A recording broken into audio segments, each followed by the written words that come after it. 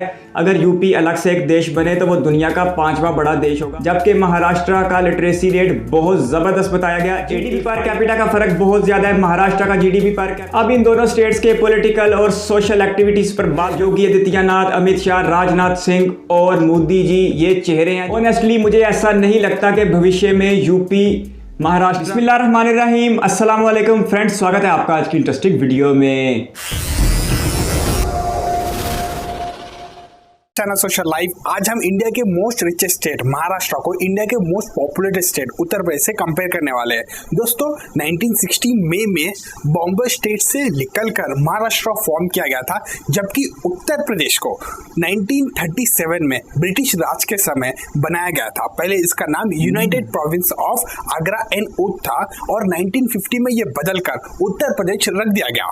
Land area की बात की जाए तो महाराष्ट्र में 3,07,713 स्क्वायर किलोमीटर का लैंड एरिया है, जिसका रैंक आता है थर्ड, जबकि उत्तर प्रदेश में 2,40,000 स्क्वायर किलोमीटर का लैंड एरिया है, जिसका रैंक आता है फोर्थ। दोस्तों भले ही लैंड एरिया में थर्ड और फोर्थ रैंक है महाराष्ट्र और उत्तर प्रदेश का, लेकिन पॉपुलेशन के मामले में ये फर्स्ट और सेकेंड है। 2011 में उत्तर प्रदेश की आबादी 20 करोड़ एस्टिमेट की गई थी, जबकि महाराष्ट्र की आबादी 11.2 करोड़ एस्टिमेट की गई थी। और 2020 आते आते ये चेंज हो गया है। उत्तर प्रदेश की आबादी आज 23.5 करोड़ एस्टिमेट की गई है और महाराष्ट्र की आबादी 12.6 करोड़ एस्टिमेट की गई है। लेकिन दोस्तों यहाँ पे एक छोटा सा चेंज है, रैंक जो है वो महाराष्ट्र का चेंज हो गया है। अभी महाराष्ट्र इंडिया का सेकंड मोस्ट पॉपुलेटेड स्टेट नहीं है। जी हाँ, एक दूसरे स्टेट ने महाराष्ट्र को ओवरटेक कर लिया है। आप गेस भी कर सकते हो वो स्टेट कौन सा है। जी हाँ, नन अदर देन वो है बिहार। अब दोस्तों इसका मेन रीजन मैं आपको बताता हूँ। जो फर्टिलिटी रेट है वो महाराष्ट्र की 1.7 है, उत्तर प्रदेश की ये 3 है और बिहार की 3.2 है। इसके कारण जो पॉपुलेशन ग्रोथ होता है उसमें भी डिफरेंस आ गया है। अभी जो महाराष्ट्र की पॉपुलेशन ग्रोथ है वो 1 है, उत्तर प्रदेश की 1.47 है और बिहार की इससे भी ज्यादा है। और इसी कारण दोस्तों बिहार में पॉपुलेशन तेजी से ग्रो हो रही है। जो स्टेट 2011 में महाराष्ट्र से पीछे था, आज महाराष्ट्र से आगे बढ़ चुका है पॉपुलेशन में, और उन दोनों के बीच में 50 लाख का डिफरेंस भी हो चुका है। इसमें तो दोस्तों एक छोटी मोटी यूरोप की कंट्री भी आ जाएगी। इसीलिए लोग कहते हैं कि हर साल इंडिया एक ऑस्ट्रेलिया प्रोड्यूस करता है। दोस्तों सोशल इंडिकेटर्स में उत्तर प्रदेश काफी पीछे है और इस बात की पुष्टि ह्यूमन डेवलपमेंट इंडेक्स की रिपोर्ट से होती है। जो महाराष्ट्र को स्कोर दिया गया है वो है 0.697, यानी अभी महाराष्ट्र मीडियम कैटेगरी है और जैसे ही महाराष्ट्र 0.700 के नंबर को क्रॉस कर लेगा, महाराष्ट्र मीडियम से हाई में आ जाएगा। और दोस्तों मुझे पूरा यकीन है जब 2021 के लेटेस्ट रिपोर्ट्स आएंगे और उसके बाद HDI रिपोर्ट निकाली जाएगी तो महाराष्ट्र 0.7 के ऊपर होगा। और जब हम उत्तर प्रदेश की बात करेंगे तो उत्तर प्रदेश को 0.594 स्कोर दिया गया है, यानी 0.7 तो छोड़ो, उत्तर प्रदेश अभी 0.6 के नीचे है। तो इसको और काम करने की यहाँ पे जरूरत है। और दोस्तों जब हम इंडियन स्टेट्स में रैंक वाइज की बात करेंगे तो महाराष्ट्र का नंबर 15th आता है आउट ऑफ 37, जो कि ठीक ठाक है, और यूपी का नंबर दोस्तों 36 आता है आउट ऑफ 37। तो इसे देखकर हम समझ सकते हैं कि ह्यूमन डेवलपमेंट में यूपी कितना पीछे रह गया और इसके वजह से जो ओवरऑल इंडिया की ह्यूमन डेवलपमेंट की रिपोर्ट है उस पर कितना इम्पैक्ट गिर रहा है। और दोस्तों इस HDI की रिपोर्ट को 3 कैटेगरी से निकाला जाता है। एक है लिटरेसी यानी एजुकेशन ओवरऑल, और दूसरा है इनकम पर कैपिटा, और तीसरा है लाइफ एक्सपेक्टेंसी। तो सबसे पहले बात करते हैं एजुकेशन की। दोस्तों लिटरेसी रेट की जब हम बात करेंगे तो 2011 में महाराष्ट्र में 82% की आबादी पढ़ी लिखी एस्टिमेट की गई थी, जबकि उत्तर प्रदेश में यही नंबर 67% के पास था। 2017 में लेटेस्ट एस्टिमेशन आया है, इसके मुताबिक महाराष्ट्र में 85% की आबादी लिटरेट यानी पढ़ी लिखी है, जबकि उत्तर प्रदेश में यही नंबर 67 से बदलकर 73 हो गया है। यानी जो महाराष्ट्र और यूपी का जो डिफरेंस था 15% से घटकर 12% हो गया, जो कि अच्छी बात है। लेकिन दोस्तों अभी भी उत्तर प्रदेश काफी पीछे है, इसको यहाँ पे और काम करने की जरूरत है। दोस्तों जब हम इकोनॉमी को सेक्टर वाइज देखेंगे तो सर्विस सेक्टर का शेयर महाराष्ट्र की इकोनॉमी में 56% है, तो उत्तर प्रदेश की इकोनॉमी में 50% है, जबकि इंडस्ट्रियल शेयर यहाँ पे 21% है और इधर 26% है।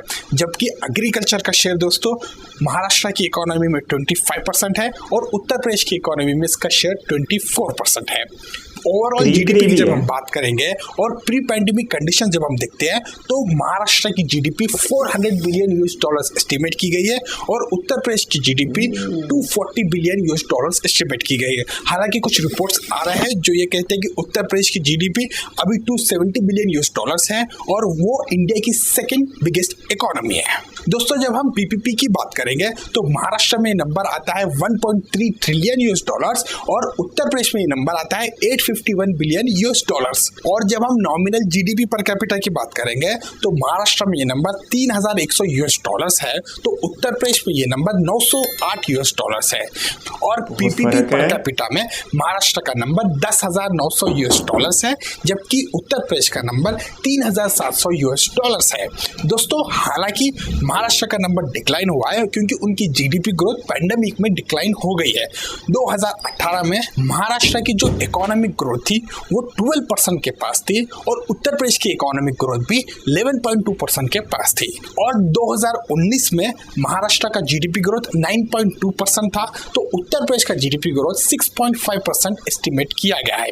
तो दोस्तों 2020 में एक मेजर चेंज आ गया, महाराष्ट्र की जीडीपी 8% डिक्लाइन हो गई और उत्तर प्रदेश की जीडीपी ग्रोथ 1% के पास थी। अभी दोस्तों मेजर रीजन ये है कि महाराष्ट्र में लॉकडाउन जो था काफी स्ट्रिक्ट था और जो महाराष्ट्र के बड़े बड़े इकोनॉमिक हब्स है चाहे वो मुंबई हो, पुणे हो या नागपुर हो, इनको पैंडेमिक की वजह से लॉक करके रखना पड़ा जिसकी वजह से इकोनॉमिक ग्रोथ पे इम्पैक्ट दिखा है। दोस्तों इंडिया का टोटल इंडस्ट्रियल आउटपुट में महाराष्ट्र का शेयर 20% है और महाराष्ट्र दोस्तों लीडिंग सॉफ्टवेयर एक्सपोर्टर्स में आता है और मेजर बैंक्स, फाइनेंशियल इंस्टीट्यूशंस और इंश्योरेंस कंपनीज के जो ब्रांचेस है वो महाराष्ट्र में लोकेटेड है। और इसके अलावा एशिया का ओल्डेस्ट स्टॉक एक्सचेंज जो कि बॉम्बे स्टॉक एक्सचेंज वो भी महाराष्ट्र में ही है। और उत्तर प्रदेश में brass industry, IT industry, construction industry, automobiles और लेदर इंडस्ट्रीज काफी फेमस है जबकि एग्रीकल्चर, फार्मिंग, लाइफ स्टॉक्स पे मेजॉरिटी ऑफ पॉपुलेशन का गुजारा होता है। और दोस्तों अर्बनाइजेशन में भी यूपी और महाराष्ट्र में काफी डिफरेंस है। 2011 के सेंसस के मुताबिक महाराष्ट्र की 45% ऑफ पॉपुलेशन अर्बन एरियाज में रहती है जबकि यही नंबर उत्तर प्रदेश में 22% के पास है। दोस्तों अभी के लेटेस्ट एस्टिमेशंस ये कहते हैं कि महाराष्ट्र की 50% से ज्यादा पॉपुलेशन अर्बन एरियाज में रह रही है जबकि उत्तर प्रदेश में ये नंबर 30% के आसपास है। तो यहाँ पे दोस्तों सरकार को और काम करने की ज़रूरत है।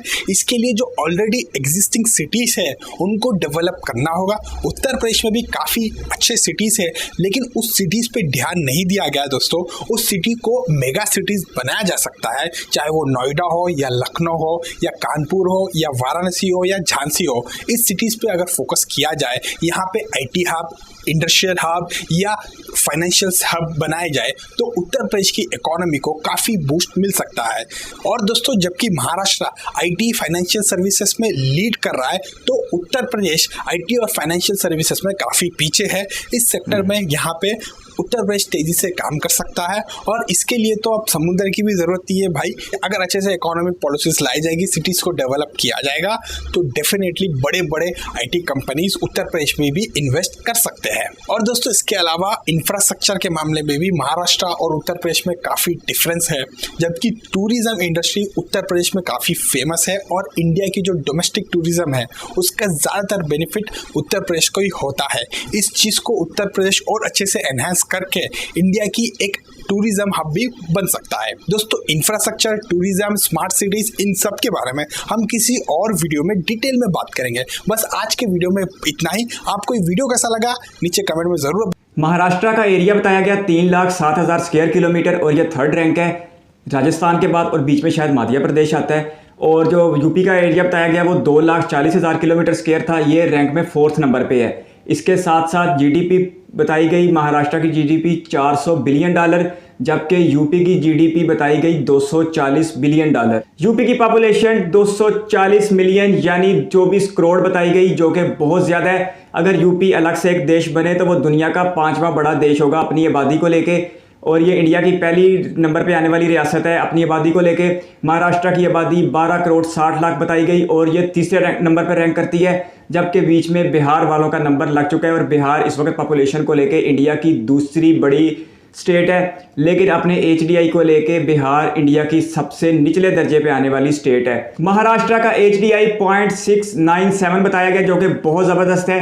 वैसे इंडियन स्टेट्स और यूनियन टेरिटरी में सबसे ज़्यादा HDI केलारा का है, जो 0.7 से भी ऊपर है। इसके साथ साथ यूपी का HDI 0.596 बताया गया, जो कि बहुत नीचे है। यूपी इंडिया की 28 स्टेट्स और 8 यूनियन टेरिटरी में अपने HDI को लेके सेकंड लास्ट नंबर पे आता है। लिटरेसी रेट की बात की जाए तो यूपी का लिटरेसी रेट 73% बताया गया, और ये इंडिया के एवरेज लिटरेसी रेट 75% से भी कम है। जबकि महाराष्ट्र का लिटरेसी रेट बहुत ज़बरदस्त बताया गया 85%, जो कि इंडिया के एवरेज लिटरेसी रेट 75% से भी ज़्यादा है। GDP पर कैपिटा का फ़र्क बहुत ज़्यादा है। महाराष्ट्र का GDP पर कैपिटा 3100 USD बताया गया, जबकि यूपी का GDP पर कैपिटा 900 USD बताया गया। यानी कि महाराष्ट्र में GDP पर कैपिटा यूपी की निस्बत 3 गुना ज़्यादा है। अब इन दोनों स्टेट्स के पॉलिटिकल और सोशल एक्टिविटीज़ पर बात करते हैं।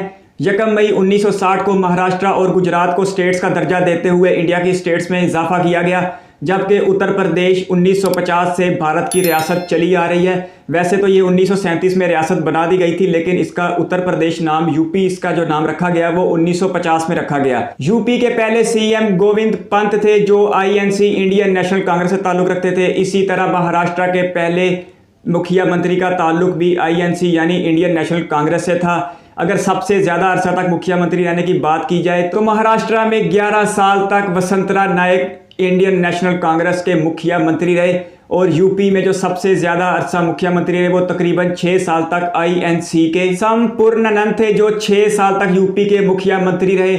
लेकिन अब यूपी में दूसरी बार बीजेपी जीत चुकी है और योगी आदित्यनाथ दूसरी बार CM बन चुके हैं। अगर जीवन ने साथ दिया तो ये आने वाले 5 सालों में इंडिया की सबसे बड़ी रियासत यूपी के सबसे ज़्यादा अरसा तक मुखिया मंत्री रहने वाले इंसान बन जाएंगे। और वैसे भी बीजेपी के अरूज का ज़माना चल रहा है। योगी आदित्यनाथ, अमित शाह, राजनाथ सिंह और मोदी जी ये चेहरे हैं जो इंडिया की सियासत पे छाए हुए हैं, और जो नारा ये बेचते हैं वो इंडिया की सियासत में खूब बिकता है। ऑनेस्टली मुझे ऐसा नहीं लगता कि भविष्य में यूपी महाराष्ट्र को शिकस्त दे पाएगा। जैसा कि वीडियो में भी बताया गया कि ज़्यादातर सेक्टर जो IT और फाइनेंशियल से मुतल्लिक है, बैंकिंग से मुतल्लिक है, वो महाराष्ट्र खुसूसन मुंबई में काम कर रहे हैं। यूपी की तरफ ना तो बैनुल-अक़वामी कंपनियों की तवज्जो है और ना ही खुद भारतीय सरकार की तवज्जो है।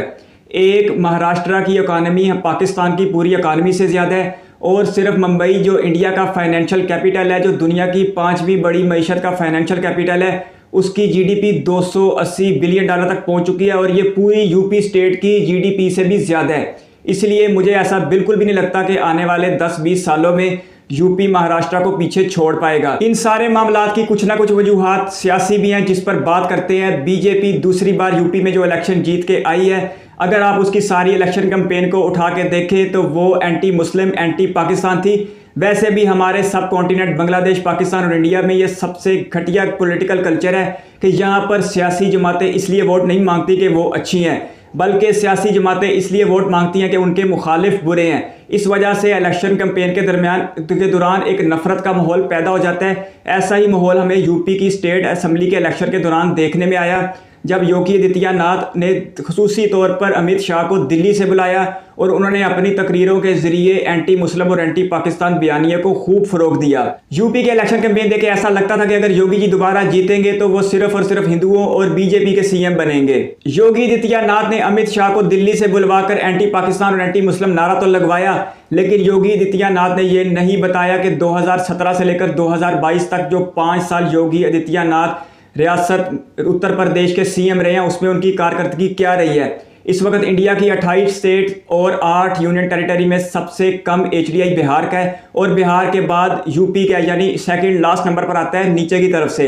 इसके साथ साथ अनएम्प्लॉयमेंट रेट भी इंडिया में सबसे ज़्यादा यूपी में है, और यूपी इंडिया की सबसे ज़्यादा आबादी वाली स्टेट होने के साथ साथ सबसे गरीब रियासत भी है। बीजेपी की सियासत का इसमें बराह रास्त ताल्लुक है। 4 करोड़ मुसलमानों की आबादी के साथ यूपी में सबसे ज़्यादा मुसलमान रहते हैं, और ये यूपी की कुल आबादी का तकरीबन 16-17% बनते हैं। उत्तर प्रदेश की स्टेट असेंबली की 403 सीटों में 255 सीटें बीजेपी ने जीती हैं, और ये सादा अक्सरियत है, सिंपल मेजोरिटी है। इलेक्ट होने वाले इन 255 अरकान में से एक भी मुसलमान नहीं था। 111 सीटों के साथ समाजवादी पार्टी दूसरे नंबर पर रही है, उसमें से 36 लोग जो थे वो मुसलमान थे, यानी कि बीजेपी के पास कोई ऐसा एक मुसलमान सियासतदान नहीं था जो बीजेपी को यूपी की एक स्टेट सीट दिलवा सकता। पिछले कुछ अरसे में बीजेपी ने अपने आप को एक महदूद तबके की जमात बना लिया है। यही वजह है कि इंडिया का सियासी माहौल आए दिन तल्ख होता जा रहा है। अमेरिका के एक वफाकी अदारे USCIRF United state commission of international religious freedom ने